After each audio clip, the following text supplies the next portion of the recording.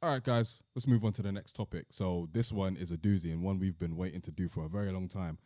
So with all the talk recently online about who have been some of the more influential rappers of a certain era, I think it was Rap Caviar that put up a graphic of Kendrick, Drake, Cole, and a question mark over another slab of the Mount Rushmore to say who's been the most influential of, I think it was the 2010s. Yeah. And there was a lot of arguments about who it was. It eventually turned out to be, it was decided that it would be Nicki Minaj. But it got us thinking, who have been some of the more influential for rappers, a la Mount Rushmore over the eras of hip hop. So what we've done is we've basically taken a model that's provided to us by Punch of TDE, where he basically ranked each Rushmore over the eras. And by eras, we're talking about a 4-year period. And we're basically going to take that model and discuss who the Mount Rushmores were in the US for those respective eras. And for the UK, as it's not as vast as the US, we're going to break it down to who are the 4 most influential of the 90s, the 2000s, the 2010s, and the present. So we're going to start off with the US, and we are going to start off with the era between 1986 and 1990. Now, before we get into that, because I'm a neek, I did the era before that, which was 1982 to 1986, back when it was all 82. Clap your hands, everybody. Down there playing basketball. And sucker MCs. People used to get so mad when you called him a sucker MC. That was like a suck him up back then, you know that? Yeah. You a sucker MC. And they'll throw their hand down like this. Yes. Sucker MC was like bitch now. Yeah. Bitch ass. That is funny. So since I'm the only person that did that, I'm just gonna shout out the people that I put on there. So I put Grandmaster Kaz, I put Melly Mel. Please refrain from laughing, guys. I got Curtis Blow, and I got Cool Mo D. See, I had an honourable mentions list, but I didn't do it like your format. Who did you have? So before we go into the period of 86 to 90, my honourable mentions were Melly Mel, Grandmaster Kaz, Curtis Blow, Cool Mo D, Run DMC, and Roxanne Shante. Run DMC is a good one. Run DMC is a great shout. Yeah, I mean, because I know that like before the Rakims and them man came through, them man had influence as well, innit? 100%. I mean? You're not number one. You're not even the best. Can't win no MC contest. You said that in episode 2. He did. And he remembers that. Look at this guy. But yeah, shout out to those guys. Roxanne Shante is a good shout. One day we got to get into like the style of like rapping and how rap has like evolved, bro. Because like if you just look at like how them man used to put their bars together back in them days, it's actually it's interesting, man. I'm not going to say funny because that's disrespectful, but it's interesting. And we've come a long way. We really are. We'll put it that way.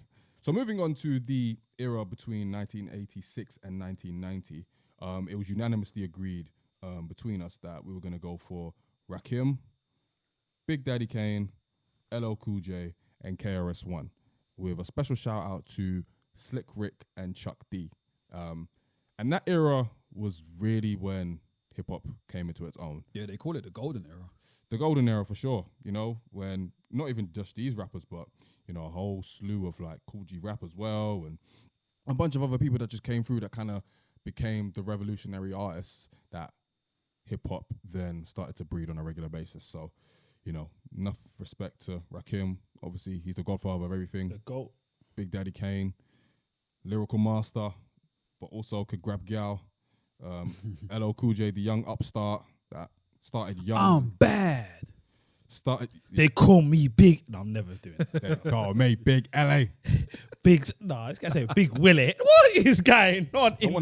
Someone has called him Big LA though. Oh man. Hey man, actually, you know what I mean? LL Cool J, the young upstart, KRS-One, the teacher, who, you know, when he first came out, he was on that crud, but then, you know, circumstances shifted his focus to being more of the teacher.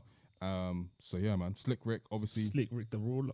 Slick Rick the Ruler, London born and raised, you know what I mean? Yeah. Shout out to him. Chuck D, most important political rapper that's ever lived as well. So shout out to those guys, man.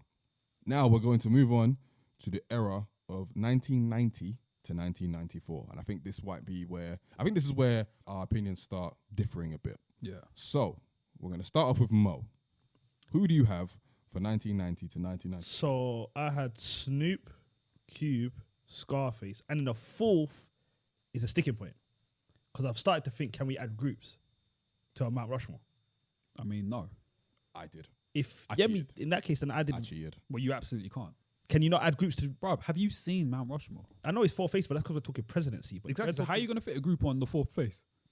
What you just put a sign in it, the symbol? Nah, man. Well, I said Wu Tang. Nah, we got to be logistical here, bro. I said We Wu can't- we Tang. can't- You said Wu Tang. If he says tribe, I'm saying Wu. for that era? Yeah. Um, When did Enter the Wu come out? 93? 93. Yeah. The 93. 90 to 94, I can say them. You can definitely add groups, man. So then I'm saying, alright. Forget what Mo yeah, Peter forget said. this guy. Then in that case, I've gone with Wu just because the first album came out, arguably the greatest group of all time. You kind of have to have at least one of their faces there, I think. What Riz has done, Meth has done, everything they've gone on to do as well. Ghost is arguably the greatest of all time. I think you kind of have to have something that establishes them. You can't have all of them rappers and say they didn't at least. They can't have one of the 4 years. Do you get what I mean of the eras? Yeah, because I It's feel hard like to leave Wu out of it. exactly because I feel like for some of these years, it's very hard to distinguish that fourth single rapper that was influential and important. Yeah. Whereas around that time, groups were becoming even more important. So I think it might be a bit of a disservice to just not acknowledge them in a certain way. Yeah. You know what I mean? So Well, according to Pete, you can only have faces, but but yeah, that's who I've gone with. I think Snoop, we already know what Yeah. one. Cube, we already know. Scarface, arguably the greatest voice of all time. But yes, I've gone with Wu Tang for the fourth. All right, cool. I just thought Enter the Wu, everything with it. That's who I've gone with. hear that. Pete? For this period, I've got Ice Cube, I've got Q-Tip, Snoop Dogg, and Scarface. Based on the music that I've listened to, based on articles that I've read, documentaries, uncles that I've spoken to, these four were probably like the best rappers of that time. Cube had America's Most Wanted when he just left NWA, and that was that sent massive waves through hip hop at that time. He had Death Certificate as well, and then you got Q-Tip, who flipping pretty much, I'm not gonna say single-handedly, but was very important for Tribe dropping those first 3 albums, man. Instinctive Travels, Low End Theory, Midnight Marauders, and then you got Snoop, Doggy Style, which says it all, and he contributed to Dr. Dre's The Chronic as well in '92, so add that in there. Then you got Scarface, he drops Mr. Scarface's back in '91, The World Is Yours in '93, and The Diary, which might have been one of the first 5 mic albums in '94, if I'm not mistaken. That can't be true. It might have been Was it one really? of. It might be one of. I don't know if it was. You got the- 5 mic. Yeah, it was one of the first. I mean, they've been doing 5 mics since the 80s. Are you sure? I feel like they have. I don't think so, bro. No, I bet 5 mics was the 90s one, isn't it? I don't think it was since the age. I might be wrong though. And then Benzino gave himself a 5 mic album. Did he? Yeah. That's criminal. He actually gave himself, you remember Pete? Yeah, He gave himself a 5 mic album. Criminal. disrespectful. Yeah, they gave Instinctive Travels. What, in retrospect, or did they give it to him at the time though? Good question. Maybe by the no, I think some of these were in real time. Okay. Because even Okay. Ice Cube, America's Most Wanted, is a 5 mic. There's a 5 mic as well. Yeah. Okay, I think fine. it started in 1990 actually. See, Benzino Okay, there. That's Fine. what it seems like. Yeah. Okay, cool. But yeah, so I still stand by that. So yeah, those are my 4. All right, for me, similar to Pete's, I've got Ice Cube, Snoop Dogg, Tribe Called Quest, because obviously Q-Tip's in it, and Scarface. Ice Cube at that time was arguably the most important rapper in the game for his 3 albums, for what he did with NWA, coming off the strength of that. Changed a lot as far as being that angry, political, violent, just mixture of a rapper who pretty much could do it all, and his pen was nice, and we all knew that. Obviously, Snoop came through. Sorry, yeah. Was Ice Cube the first rap star as we know it to leave a big group and still pop? Yes, Okay, yeah. he was indeed. It was early 90s, so it had to be, innit? Yeah. It had to be. Yeah, he definitely was. And then Snoop Dogg. I mean, Doggy style. Doggy Style. The most promising guy in hip hop up to that point, I'd say, because he just promised so much. Obviously, he's worked with Dr. Dre and dropping Doggy Style, and Doggy Style being Classic. the biggest album of the time. You know what I mean? I think it was the first rap album to debut at number 1, if I'm not mistaken. And how old was Snoop at that point? He was young, He innit? was young. Yeah. Like It was 18? Early 20s, maybe. Early early 20s. Yeah. He was young. very, very young, and he'd already, obviously with the backing of Dr. Dre and that, but it was an amazing And performance. this wasn't Dr. Dre as we know it. Of course. Now, what we know Dre to be now, he don't really produce these tunes, and he hasn't for like the last 10 years, 15 years. Where are you taking it? But this was like That was shade. Yeah, but this That was hella shit. yeah, but this was like Dr. Dre like, Touching the keyboard. this was fat Dr. Dre where he was like, you know what I mean, really He was there, innit? Yeah. Even when he was really in the trenches, you know what I mean, with the Producing. production and that. Do you know what I mean? So this was like Dre. These are hella shots, by the way. hella shots, Hella bro. shots. Fat. I'm a truth teller. Is that what you call it? That's all, man. Hey, man. Shut up. Tell the truth and shame the devil always. Amen. Truth teller. But anyway, yes. And then A Tribe Called Quest. Man, I think obviously like they came as part of the Native Tongues posse with De La Soul, and obviously De La Soul and the Jungle Brothers. And the Jungle Brothers made the first splash, and then De La Soul made it bigger, and then Tribe just blew it completely out of the water, man. Those first three albums, man, celebrated. Like a lot of careers were birthed by that stretch. You know, Pharrell, Kanye. Listen, my Dilla. family tree is coming soon, man. Oh yeah, Peter's Family Tree. Yeah, it's coming soon. Yeah, I'm doing the UK one and the US one, but it's coming soon. There That's you gonna be go, a great man. topic. That's gonna be great. Without Tribe, we don't get a lot of the people that we consider legends today. So, you know, you got to put them in there. And Scarface, yeah, man, he was doing his thing as well. Obviously, the album Run, he was in the Ghetto Boys as well. So not only did he have success with the Ghetto Boys, he also branched out and became a solo success as well. So, you know, as far as like rapping ability and importance, and as far as putting that part of the world on, as far as like Houston and Texas and all that, he was very, very important. So shout out to Scarface and shout out to all those guys. We now move on to So you two had the same kind of anyway. You two had the same list. basically, Yeah. basically. But we can't put groups on there. Yeah, moving on to 1994 to 1998. Gonna start off with you, Peter. Who you got? This was a bit of a tricky one for me.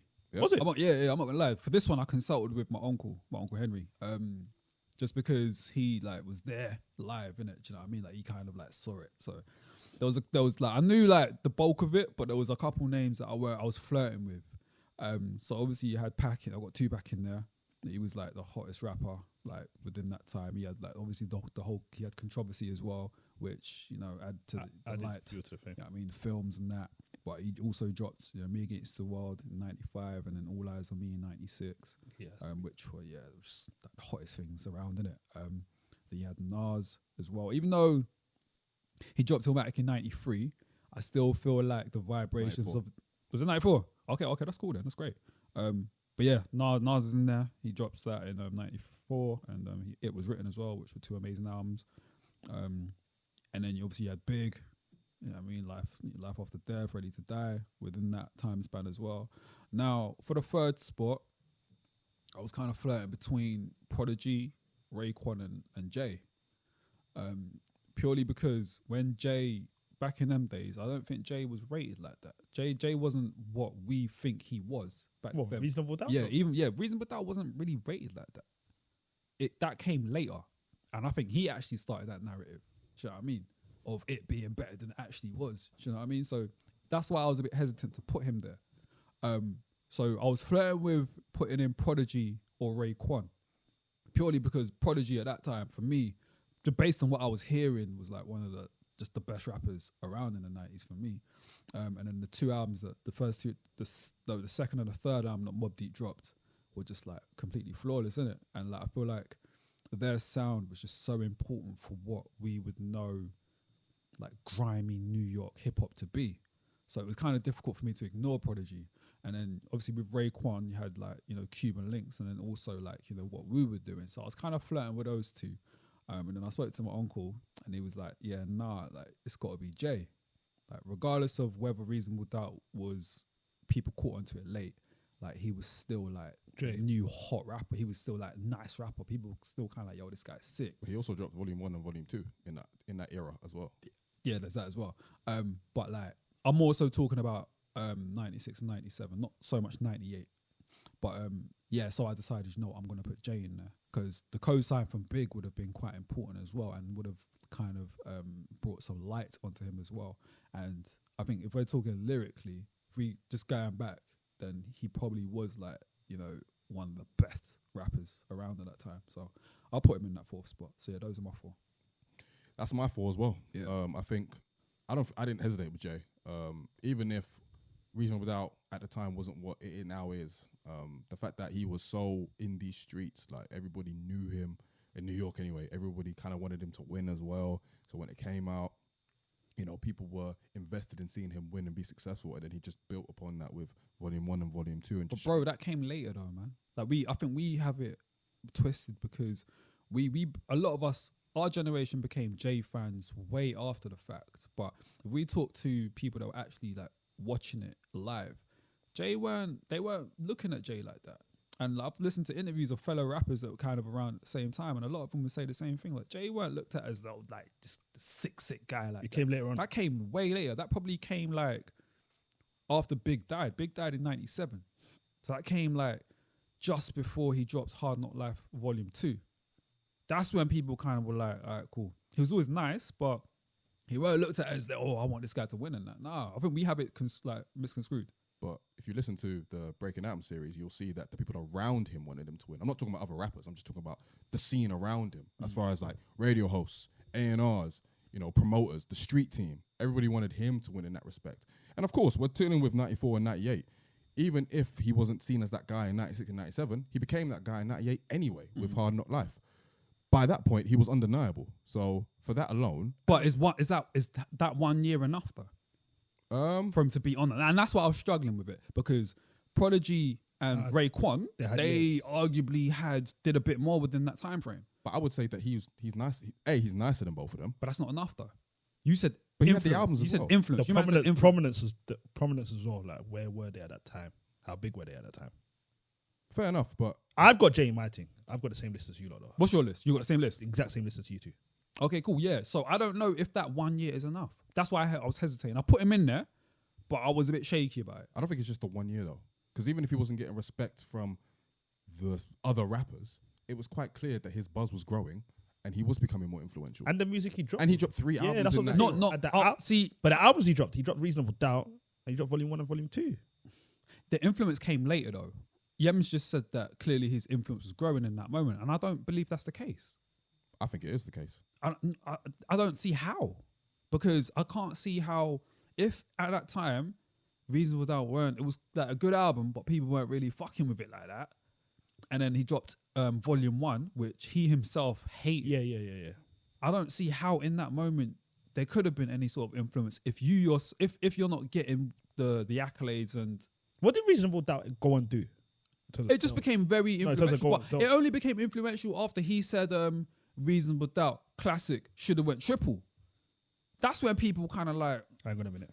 hey, maybe, yeah. Because before that, nobody was attaching the word classic to Reasonable Doubt. He started pushing that narrative. So what was Prodigy and Raekwon doing at that time that means they're more influential? Bruv, Mobb Deep dropped Hell on Earth and fucking The Infamous. Okay. And then Raekwon dropped Cuban Links, right? Yeah. He's never been as relevant since. So he's dropped 1 album. but we're talking about in that time, though. We're talking about at the time. Yeah, in that time, cool. But at the same time, just because he was influential in that 1 year, it's not like he was influential throughout that whole period.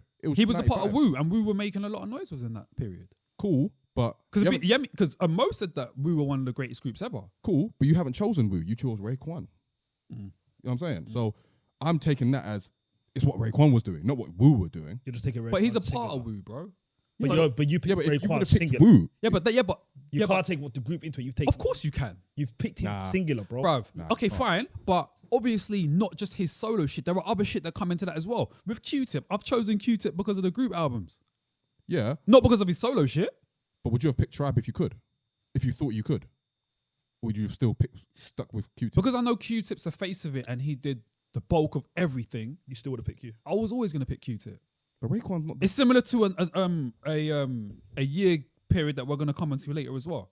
Because I've chosen someone who's a part of a group and not the other person. Or Do you know what I mean?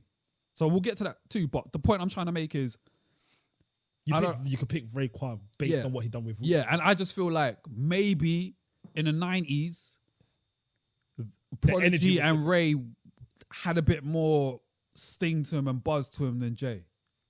Maybe. I don't necessarily think the buzz matters as much. Because if Jay is as busy in that era, if not more than those guys, then even if he's not getting the same buzz or respect, the fact that he's growing in stature in real time, he's dropping Reasonable Doubt, he's dropping Volume 1, Volume 2, and maybe if by Volume 2 that's when it starts to like happen for him, he's still very, very active and he's still very much like in the mix. You know what I'm saying? Lyrically, he's better than both of them too. So I think there's more on Jay's side than there is the other two side, in my opinion. All right, I feel you. Fair dues.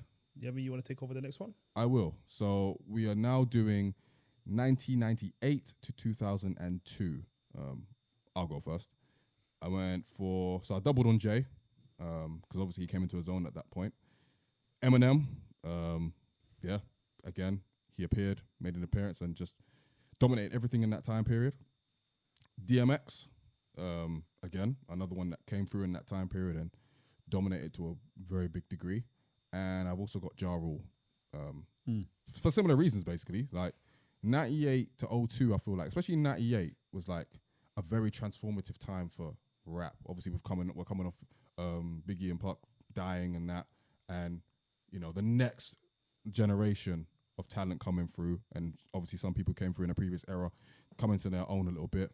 So yeah, very important era. I also want to shout out Nelly as well, because I had to put him in there. Nelly's an awkward, just going off what you said. Nelly's an awkward one. I didn't know whether to put Nelly in the 98 or the 02 one. He is an awkward one. He's an awkward one because I was looking at Nelly. I was gonna put Nelly in 98 to 02, but then he dropped Dilemma, Hot in here in 03. So it's like 02, 03. So I'm like, I can't put him in the 98 one.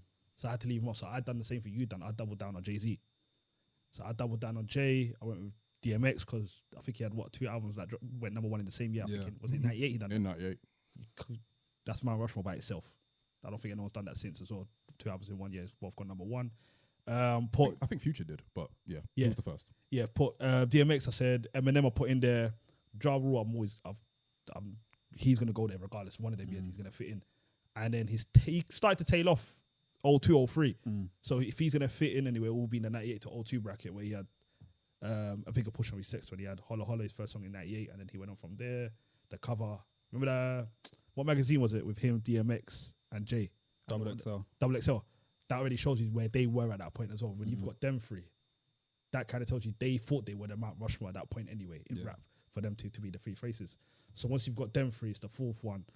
And as much as you want to hate on Eminem, if you do, I don't think you can deny that he has to be in that box. So if Peter don't have him in, people will hate still. Yeah, but you cannot have Eminem when we're dropping all of them. What do you have? Marshall Mathers LP, Slim Shady LP, Marshall Mathers LP, and the Eminem Show. That was all between 98 and 02. Let's see what Peter goes with this. See, why you got to say my name like I'm gonna like ignore the fact?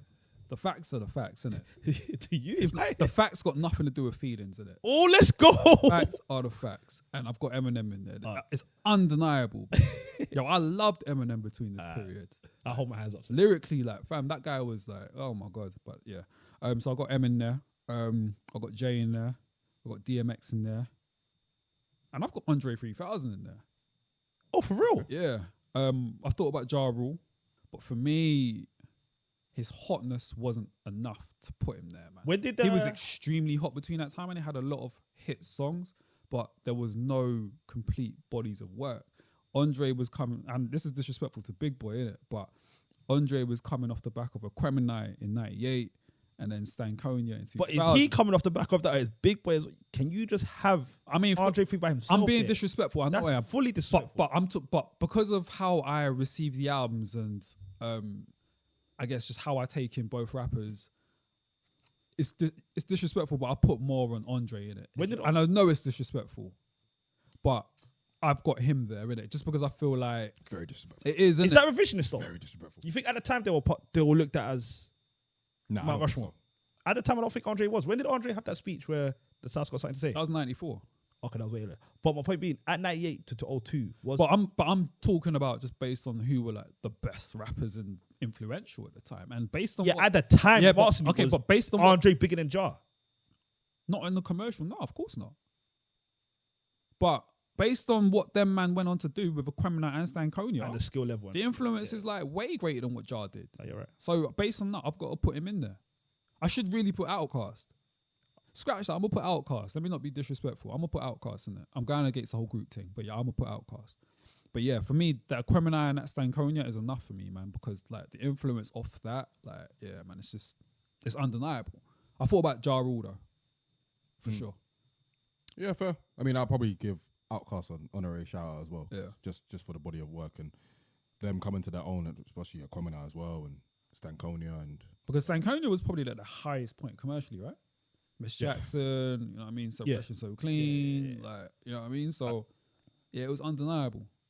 And I think I was thinking about Miss Jackson, which is why I maybe put more on Andre, because I think people remember his part more than Big Boy's, isn't it?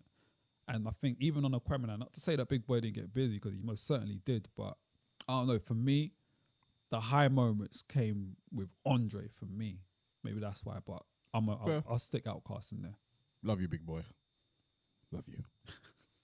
Never sleep on Big Boy. I know Rich is going to get onto me after this, man. Listen. Because he's like a major Outkast guy. Andre 3000's his guy. I'll receive a text, I'm sure. For leaving As Big you Boy should. out of it. Yeah. As you should. That was disrespectful. Well, I've rectified it now. Hey, man. All right, so we're moving on now to 2002 to 2006. Mohammed, do you want to start us off? Yeah, I've got so this way kind of, I guess this is when we started really taking in music at this point now. 02 to 06, I think this is when we became aware of what's going on. We always knew what was going on, but this is when we became aware. So this way it got fun for me. First person I've got off the bat is 50 Cent. Don't think that's arguable. Get Rich or Die Trying, Massacre. Don't think we can argue that. Second I went with is Kanye. May arguably the most influential rapper that we've seen. He's up there anyway, top 5. Third person I went with is T.I. And the reason why I went with T.I. is because T.I. is the biggest influence that I've had from the South, ahead of Outkast. Like, T.I. is the first rapper I saw from the South. I was like, yo, I really fuck with him. Like, don't get me wrong, I love Outkast, but there's just something rock different when I first heard T.I. I'm like, yo, when I heard Bring Him Out, I'm like, whoa, what's going on here? Do you get what I mean? I'm like, yeah, so I put T.I. on there for me. Yeah, I think he had, at that point, he dropped like 4 albums before 06 came out. So that's what I've got in there. Now, the fourth one is where it became tricky. Because I'll be honest with you, it was between Wayne and Nelly. And I didn't want to know, I didn't want to double down on Lil Wayne with both years. So I decided to go with Nelly because I looked at the track of and what came out and the #1 albums he had at that point. And I think Nelly, in that era, outsold, I think, everyone but Jay-Z and Eminem. And the crux of that was between 02 and 06 when he had the Dilemmas, the #1s, the Hot in His, the EIEIs, whatever, Flap Your Wings. So yeah, that's who I went with. That was my fault. So I went with, just to reaffirm it one more time, I went with Kanye, 50, T.I. and Nelly. Fair dues. I'll go next. Oh yeah, Jeezy was an honorable mention as well. Sorry. For you. So I got 50 for the reasons that Mo said. Kanye, again, for the reasons that Mo said. The next two are very tricky, man. So I got Ludacris. And I was just looking up his discography around that time. The guy dropped Chicken and Beer, which, you know, at the time was like one of the biggest albums. Dropped in 03, I want to say. One of the biggest albums. That was one of the first CDs I bought. There you go. Stand Up, you know what I mean? Act a Fool. Classic bops on there. And in 06, he released Therapy, which won him a Grammy as well. You know, maybe somewhat controversially, but even by 06 to where his run was kind of ending, he was still at his peak commercially and I guess creatively as well. And even though, you know, he came up around the previous era, obviously Word of Mouth and Back for the First Time, he really came into his own, I feel like, in the era after. So I had to put Luda in there. And then I'm going to put in, maybe begrudgingly, because I can't really think of anybody else, The Game. The documentary. He single-handedly basically brought the West Coast back. For that alone, I think he deserves. Yeah, it's enough. I think it's enough because, like, for all intents and purposes, the West Coast had really nothing to say up until he came. Yeah, it was quiet for a little while. It was quiet for a while. He came with one of the best debut albums in rap history, if I'm being very, very honest with you. In 05, and then obviously what was the next album? Doctors Advocate the year after. So LAX, I think it was. Yeah. So yeah, man, got to give The Game his flowers for that alone. And obviously he's nice on the mic too. And I think this was before he started name dropping all the time. So you know that's a bonus. So yeah, that's me. Yeah. I've got Kanye, 50, Wayne, and Game. I thought about T.I., but I don't think he was touching these four. I think he was moving. I think he's ahead of Wayne comfortably. No, I don't think so. Because Wayne, to me, Wayne became best rapper alive when Carter 3 came out. Carter 3 came out. No. That's when he started the moniker, bro. He didn't have the moniker in Carter 2. Yes, he did. In what song? On the actual album. Or was he? Yeah, I don't remember the song because I remember best rapper alive. I remember. Oh yeah, but because I remember Fireman. But I think T.I.'s comfortable. No, it depends on what your experiences were with the two. Yeah, Do you know what I mean? I started getting onto Wayne quite early, like because of my boy, the Carter from the Carter. So yeah, I started seeing shit heat up. So for me, I've gone with those four. Kanye. And you like Carter 2 over Carter 3, right? Yeah. So that makes sense. I was listening to that today. But yeah. I mean, Kanye's Kanye. 50's like that was such a fun time in rap, man. Like 50's run. Oh my god, Is that the biggest dominance we've seen? Just by like that's the most fun that I've like experienced, man. Because like watching him beef with everyone and watching him drop a couple amazing albums and then the mixtapes. then Genie at times. Because 50 was like the one that really made me like listen to mixtapes. So I just really enjoyed that time, innit? So I think him or Drake have probably got the most dominant runs I've seen. No, I think he's the most. I think 50 was, when I say dominant, I mean like it's hard to explain, but 50's run was. 50 was when we really started looking at the numbers. Yeah, and it was just a moment in time. This guy had a game. This guy had trainers. Yeah, I bought his trainers too. Do you know what I mean though? Like horrible trainers. Horrible. Yeah, horrible trainers. But like the aura around 50. I wish I didn't know that about you. Yeah, no, I did. I've never seen that around a rapper. Even Drake at his highest. What was going around at 50 at that point, I've never seen around a rapper. Different. Do you get what I mean? It's just it was very different. Yeah, the hype around him I've never seen, man. This guy dominated. He did. So, He did. Yeah. Any other honorable mentions? Missy? No. Missy's in my honorable mention. Missy's in my Missy's a honorable good shout. mention. Missy is a good shout. So it was Missy, yeah. And I think I said someone earlier. I forgot what I said. Feel you? What about you? Yeah, I mean, any honorable mentions? I'm just steal your one, Missy. Shout out. All right, bet. Let's move on to the next era then. 2006 to 2010. Pete, you want to go first? Yeah, sure. I've got T.I. I've got Ye, Kanye, Rick Ross, and Wayne. T.I., he had the King album, which was everywhere. He had the T.I. versus T.I.P. album, which was really good. Paper Trail, which I think might have had one of his biggest songs to date with Rihanna. Yeah. And Swagger Like Us. And he has Swagger Like Us as well. And Whatever You Like, I think. Yeah. You know what I mean? So T.I. was just like unbelievably hot. You didn't like Whatever You Like? Horrible song. But good album. Yeah. And then Kanye dropped, within this time period, he dropped like Graduation, 808s and Heartbreaks, My Beautiful Dark Twisted Fantasy. This guy produced Common's Finding Forever. Like he was just, Kanye. Listen to the 3 albums you just said he dropped. Kanye's a cheat code. That's a joke, bro. He's a cheat code. That's a joke. Yeah, he has ghostwriters, so technically he's a cheat code. But Can we stop? No, but that's a joke. Stop. No, he's definitely got ghostwriters. Why do you always have to add caveats to everything? because sometimes it's necessary. No, it's not. He's a villain. Leave him. Anyway, carry on. I mean, I'm just playing off my own words. Does he have a ghostwriter? I said he was a cheat code, didn't it? So, I mean, I see what you done there. you feel me? Shut up. But yeah, and then I got Rick Ross. He had Hustling out, which was Port of Miami, which is his first album, which was like quite popular around It was the time. everywhere. Yeah, Triller, Deeper Than Rap, Teflon Don. Damn. And then Wayne dropped Carter 3 in 08. So That's enough. That's enough. He done out that whole period, innit? So yeah, those were like my four for that period. I've got the exact same four. Yeah, I mean, you're hard pressed to find four more dominant rappers in that era than those four. We've got Full House. Full House? Full House. Love to see it. Love to see I love we're all on the same page, lads. Next era, 2010 to 2014. Mohammed, you want to go first? I've got literally I've got the same one you mentioned earlier. I've got Cole Kendrick, Drake, Nicki. And I don't think you could go for anyone else, man. No, same. I think if you go other than Nicki, if you take Nicki out, I just think you're taking Nicki out for who Nicki is. Yeah. Not just for what she represented as far as female rap, but the numbers. And just the fact that she was holding it down for so long. And it started in this era. So you got to shout out Nicki, no matter how much of a detestable person she is. Which she is. You see what I'm saying? Like, you can't help it. This is my first caveat. Hey. This guy's got 1 million. Whatever. You're That's right. fine. No, you're right. We've all stuck on someone today. There you go. All right, then. Cool. Moving swiftly on then to 2014 to 2018. This is where it might start getting a bit interesting. Pete, you want to go first? Yeah, begrudgingly, yeah.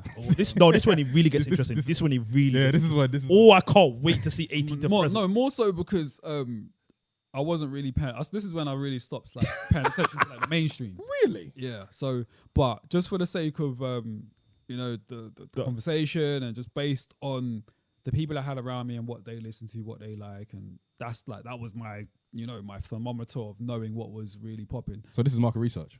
Pretty much, yeah. You asked 100 people. No, but based Like on what family you man, fortunes. based on what you man were like fucking with around that time and whoever else that was Yeah. in my life. Let's You know see what I mean, I'm basing it on that. So I got Future, Young Thug, Travis Scott, and I got Drake. Cool. So that was my 4 for that period. I can't say too much other than their man was just extremely popular Fair enough. around the time. So and I can't think of 4 other rappers that were more popular. Feel you. Mo? Same. Take Drake out for the Migos, and I put Migos there instead. Which shows you, by the way, Wait, you took Drake out for the Migos? yeah, just because I didn't want to double up with Drake. We know what we get from Drake. That's the only reason why I just didn't want to. Doubling up with Drake is just at that point. Do you get what I mean? It's because you can't help it. So I just wanted to try something different. Yeah. And by the way, this shows you how stupid Atlanta's run is, just to put it in context. Big facts. Therefore, I've got Future, Atlanta, Young Thug, Atlanta. Travis is from the South. I think he's from Houston. Yeah, he's from Houston. And I've got Migos from Atlanta. That shows you the South run is stupid. To have from the 90s where you got 4 man from New York or wherever to 4 man just from the South. Yeah. Hey, salute to them. But that's I've gone Future. Don't think the influence of Future, Young Thug, Travis, and Migos, where we still see it today. Whether an artist is from the UK or if they're from New York, they have their ilk in them. At least one of them. I feel you. 100%. What'd you go for? I went for Future, Young Thug, Drake, and Migos. You left Travis out. Yeah, I did. But this leads into the next era Oh, fair enough. for me. I'll jump. I think Travis obviously was doing his thing in that era. I think he dropped Rodeo. But I think the next era was where he became Travis. not even necessarily Travis, because he was always Travis, but he became one of, if not the biggest star in rap in this present era. I feel you. And he still is one of them in this present era. But Future, can't deny it. Influential, Young Thug. I mean, we see it, innit? We see it today. Drake, obviously, his run was continuing, and Migos. But just Migoing, you know what I'm saying? So, Versace and all that stuff that came from this era. So, that's the reason why a lot of these rappers, UK and US, sound like that. So, shout out to them. We now move on to the present day, 2018 to the present. You can take the wheel. I'll take the wheel. So, obviously, I said Travis. I've got Cardi B, Lil Baby, and Pop Smoke. I think Cardi, very, very much, it speaks for itself, really. I think not necessarily resurgence, but she represented a new renaissance or a new wave of female or women rappers that not only rap or just present, but do what she does, what she raps about, how she presents herself and stuff. So she's very much, I feel like, an evolutionary artist in that respect. Obviously, we had Kim and Foxy and Nicki to a certain extent, but she's the present day version of them, man. So, got to put Cardi there. Lil Baby, I just feel like he's one of the hottest rappers about right now. Very consistent, very hardworking. He's got bops. He's not afraid to test himself with, seasoned rappers and, people like Future, Young Thug, who, are his fathers. So yeah, shout out to him. And Pop Smoke, I just feel like Pop Smoke, US drill doesn't start popping without him. It doesn't. It doesn't. Like Dior, Welcome to the Party was literally everywhere in 2018, in 2019, and even in his death, like he's still very influential, man. Like for here, for over there, like yeah, man. I think he represents another evolution of hip hop generally. Without Pop Smoke, you don't get, Fabio Foreign, you don't get, the prominence of 808 Mello, who's a UK producer here, pioneering drill beats and stuff like that. So he's very, very important. So gotta give it to him. But yeah, that's me. Pete? Can't wait to hear this. Yeah, no, I've got similar to what Yemi's just said, man. I've got Cardi B, Lil Baby, Da Baby, and Pop Smoke. Fair dues. Yeah. Fair enough. Want to get into it or no? Nah. Yeah, I know. Because I can't. So I went for a little bit different to you guys. So I went with Lil Baby, I went with Lil Durk, I went with Reddy Rich, and I went with Cardi. But I also went honorable mention to NBA Youngboy. Because the wave he's got is ridiculous, but I never knew he was. He's putting numbers on the board. Yeah, his numbers is ridiculous. He's most probably got more numbers than the rest of them. But I went with Lil Baby because don't think it's hard to say an artist hasn't missed, but in terms of big songs, Lil Baby's just impressed me. I haven't heard a verse where I've gone, that's not it from Lil Baby in a while. Dirk, you guys know how I feel about Dirk. Dirk is my favorite, up there, my favorite new artist. Roddy Ricch speaks for himself. I think Roddy Ricch is the glue to between everyone whenever he jumps on a song, whether he wants to do the melodic thing or whether he wants to rap. He's comfortable both sides. And then I've got Cardi, you guys explained why. And then I'll put honorable mention, NBA Youngboy and Polo G actually as well. Fair. I mean, I feel like these days it's more so on the popularity than influence, because They all sound similar. they all sound similar, but also it's kind of hard in this present day for new artists to influence the culture like their predecessors. So Yeah. for that alone, it's kind of more so of a popularity thing. But, you know, they're all doing their thing, so shout out to them. All right, then, in that case, we will now move on to the UK. Now, as I said previously, as the UK scene isn't as vast for certain times, we're just going to round up the 4 most influential rappers for the decade of the 90s, the decade of the 2000s, the decade of the 2010s, and the present day. So for the 90s, yeah, man, UK hip-hop in the 90s was, boy, it was a difficult one. It was a difficult one. To the point, It was techie, man. to the point where I couldn't even think of 4. I only thought of 3. So the 3 I'm going for are Rodney P, Black Twang, and Roots Maneuver. I found out Roots Maneuver actually got his start in the 90s. So I think his first album was in the 90s. So, you know, I'll give that to him. Black Twang had been about as well. And Rodney P obviously comes from London Posse, active since the 80s. Yeah, man, influential in their own ways. Paved the way for a lot of what we see as far as UK hip-hop generally these days anyway. I also want to shout out the Demon Boys from Mo's Ends of Tottenham. Task Force, they were doing their bits. I think they had a sister group that had Skinny Man in it, but Skinny Man wasn't a full member. And I also want to say Tricky. Even though Tricky wasn't a hip-hop artist, he was more of a trip-hop guy from Bristol and that. As far as like rapping, he did bits for the UK in that era. But that's me. Pete? Yeah, man, pretty much similar, man. I've got Rodney P. I think he might have been one of the first UK rappers to rap with a UK London accent. Very important. So I definitely set the tone for what came later. But yeah, I've got Black Twang as well, Roots Maneuver, and I chose Chester P because I don't know, he might have been one of the first white UK rappers to come out, and I think he was very prominent as far as like that underground, that sound within the UK in the 90s at that time as well. So I've chosen him because I think he probably was like the best rapper, the best white rapper anyway. Also part of Task Force. Yeah, also part of Task Force. So yeah, I feel like that sound definitely ushered in what would later become and what would I guess help UK rappers be quite comfortable in making a certain type of hip hop as well. So yeah, I've chosen him. And then honorable mentions were Skinny Man, Jest, and Kalashnikov. Hear that? Wait, was Kalashnikov active in the 90s? I think late 90s. Oh, fair enough. Fair dues. Cool. In that case, then, this is where it starts to get interesting. We will now move on to the 2000s. Now, Mohammed. Yep. Would you like to go first? I could crack on with this. So first, going to kick it off with Skepta. No one surprised there. Let's be honest. I think you can't doubt the influence Skepta had in the 2000s. Whether it was us lot rushing home to see a freestyle, whether it's us listening to the mixtapes, Skepta's name solidified. I've got Wiley there, just a godfather of it all.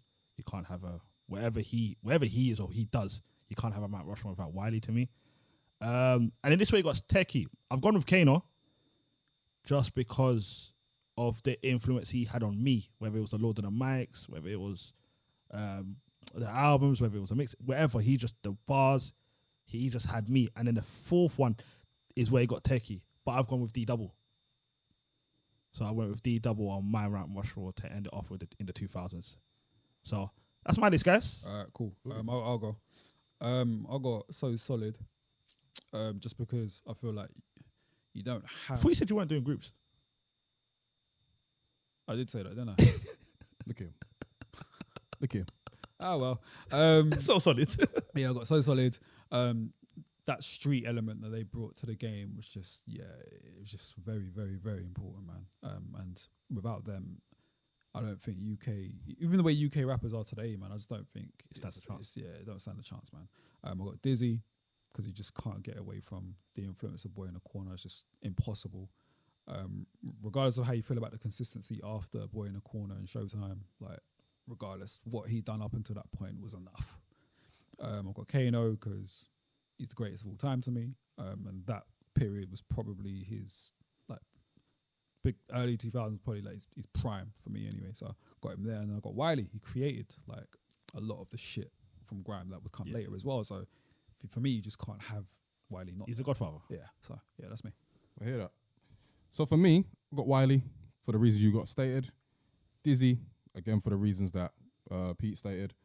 D-Double, because without D-Double, like, you know, he's the prototype for the kind of animation / you know, the memorable one-liners and bars that we just remember grime for, especially. I was never on D-Double like that, man. You was never a fan of the ooh-wah. You was never a fan. Not really, man. It just wasn't really for me. It just wasn't for you. As far as sounds and that, it was like Flirter D and that. It weren't really D-Double for me. Flirter D? I mean, Flirter D probably doesn't do that without D-Double. Fair enough. Probably, maybe. I ain't heard Flirter D's name in years, bro. I wonder how he is. I don't know, bro. Ask him. He's from Tottenham, right? Yeah, I think so. There you go. You can ask him probably. And my fourth one, I literally just had a change of heart. I was going to go for Kano, but I thought it's probably someone who's been more important to the scene as a whole in that time. Giggs. Without Giggs, road rap doesn't evolve and become the sound of the streets. He literally had similar to, not similar, but kind of in a way that 50 Cent just came and bum rushed the whole scene in the US. I think Giggs did a similar thing in the UK, man. Like late 2000s, like 07, 08, 09, you could not escape it, man. Whether you're going to school, on the bus, you're seeing people playing, you know, Hard Bodied or, you know, the Blade Brown, you know, collab or whatever, like stuff like that. So I just feel like he had a grip on the streets, but a lot of rappers in the UK anyway have never seen.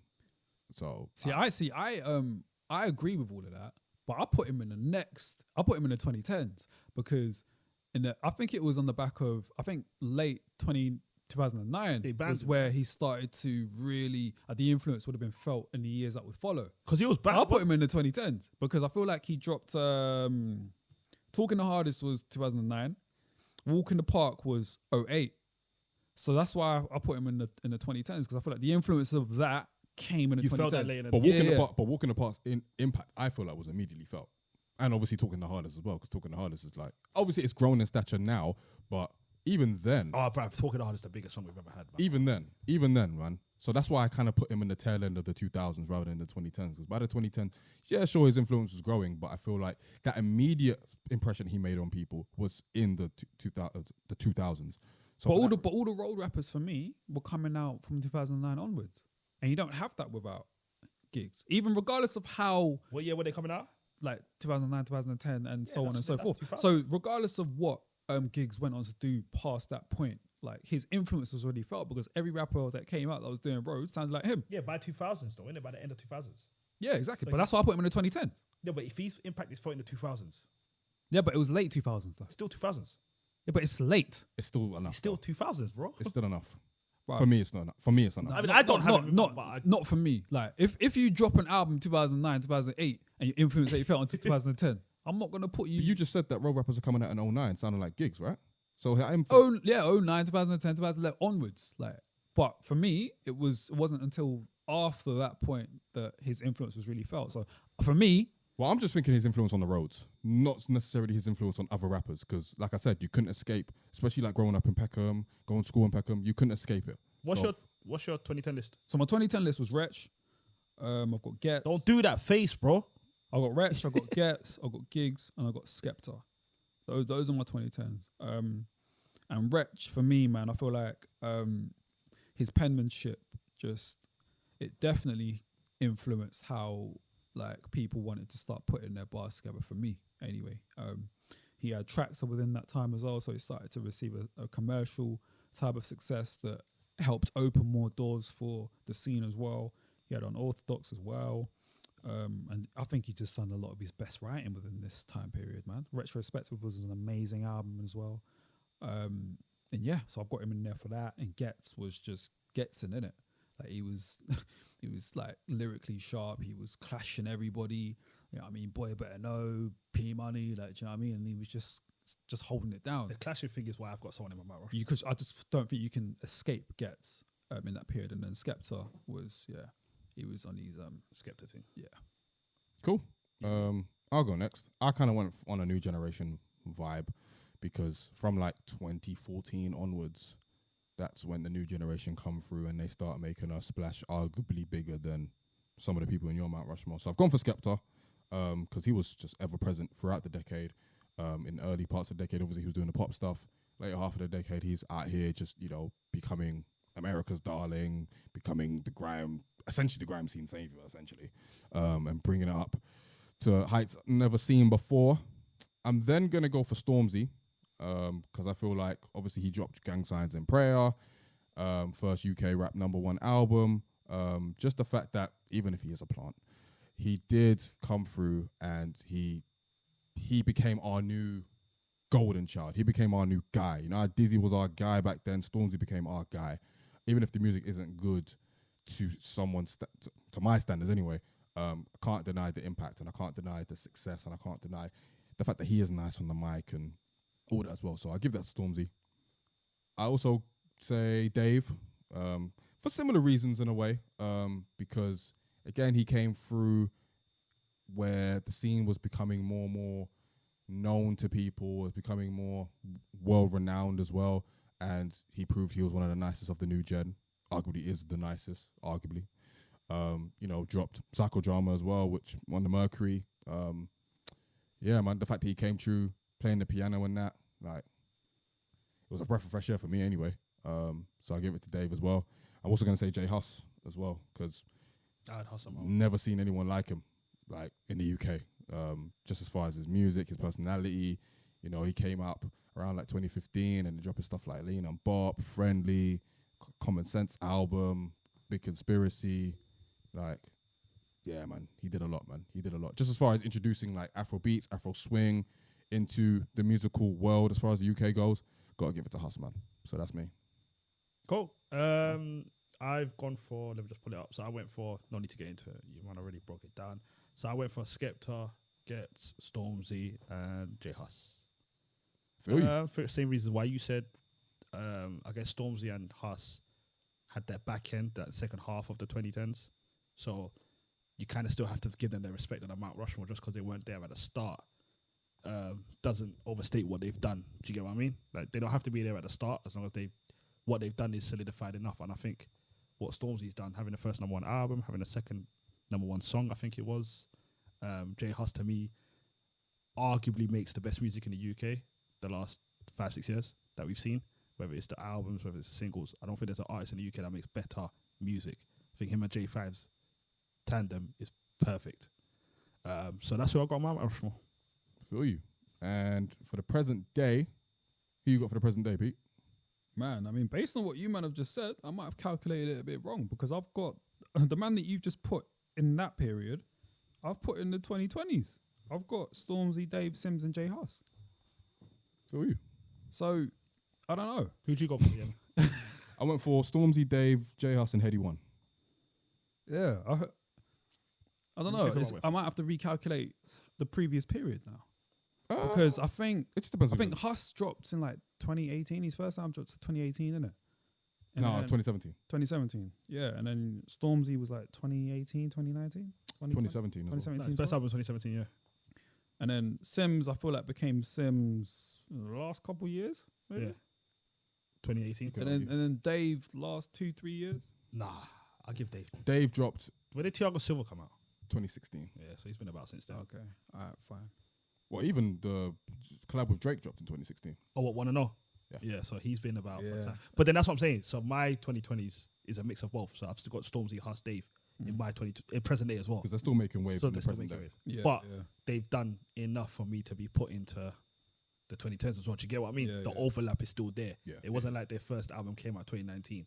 It's kind of a similar argument to put in gigs in the 2000s and or Yeah, yeah. sort of thing. But I feel like we've come to a similar understanding. What was yours? I think I went for the same thing. Yeah, I went for Stormzy, Huss, Dave, and the fourth one I was struggling with. they didn't know who to put in there, so I'm gonna go with Little Sims. Mm. I think that's a good shout as well. Trying to think any honourable mention, guys. Yeah, for me, Sims in the last couple of years, there's not many UK artists that have been like creatively better than her. For you. Any honourable mentions? Sims, Nines. I think that's it for now. Yeah, I think that's all I've got for now. Yeah, that's it for me. Yeah. Can't think of any. I don't. Yeah. Fair dues. Well, that was fun, guys. But we're going That's to have a little great. bit more fun for the fun topic. That was a bit techie. I got to rethink a couple. I'm not gonna lie to you. Listen, this is what we wanted, bro. Yeah, This I'm is not what we gonna wanted. lie. This is what we wanted. I'm not content with like my last couple. I'm not content. You made him think. You gave him food for Yeah, thought. man. That's all we do here. That's all we do here. Yeah. We're here to educate, my man. But yeah, while you ponder, let's go into the fun topic, which is basically us picking one artist from each of these eras to make a super Mount Rushmore. So I guess that's just one So we start big 4-1. Yeah. one big four For both, Oh. for UK and US. Yeah. Yeah. So for US, I've got Kanye, Tupac, Nas, and Jay. I just don't think there are more influential rappers than those four Fair? across the whole of hip hop history. Fair enough. I've got Tupac, Ye, Jay, and Wayne. I don't think. Oh shit! Yeah, Yeah, I don't think. Yeah. that Nas one might be a bit of a bias. Oh, so we all gone for something different. Oh, you went for something different I've as well. gone for Pac, Kanye, Jay, and then Kendrick. Interesting. Okay. I just feel like I didn't want to add too many because the Nas era is the same as I just don't want to have too many of them, if that makes sense. And I feel like Kendrick deserves to be on a Super Mount Rushmore with what he's given us. I think But then, he's given us. But it is what it is, though. Yeah. If agree. the artists particularly have come from a period, It's not their fault. It's I what mean, it I is. hear you. I hear you. I just went for Kendrick just because I don't think he could. I think if he gives us one more album on the level of Good Kid, Mad City, Any of them. or even damn. or even Damn, if he Yeah. gives us one more album of that level, it's undeniable where he Yeah. stands. So I don't think it's a stretch to say he's already there. If we're waiting for his one more, do you get what I mean? Mm. So that's my fault. I think Pac. We all know. Yeah. Jay's my favorite rapper of all time. Kanye, the influence is ridiculous. And then it was, to be honest, it was Wayne was there, but I just thought, let me just go with Kendrick because the way he brought rapping to the forefront, I think. See, I struggled with putting Wayne there because, and I know this doesn't make sense entirely, but me putting Wayne there is like admitting that in some way he's better than Nas. I get why that's why. Do you know why? Do you know why my mind would go there? I know that's No, not that's what it why. is. That's why I didn't do it because I was like Kendrick. I could justify. But that's why I rapping. struggle with lists. I'm not great at lists, man, because it's difficult for me to shake off This person's better. What I personally Yeah, I guess have been influenced yeah. by. Yeah, I suppose there's always going to be an element of subjectivity to it, but it just boils down to who you think has been more important to hip hop as a whole, the culture, the music, and all that, and who's been the most influential in that. Then I think Nas has been more important than Wayne, but Wayne's influence, I don't think it's necessarily been a good influence, but It's there's an been influence, influence there. It's an influence nonetheless. But is that why you're saying that you think Nas is more important? Yeah. Because his influence is more to your taste. 100%. Yeah, 100%.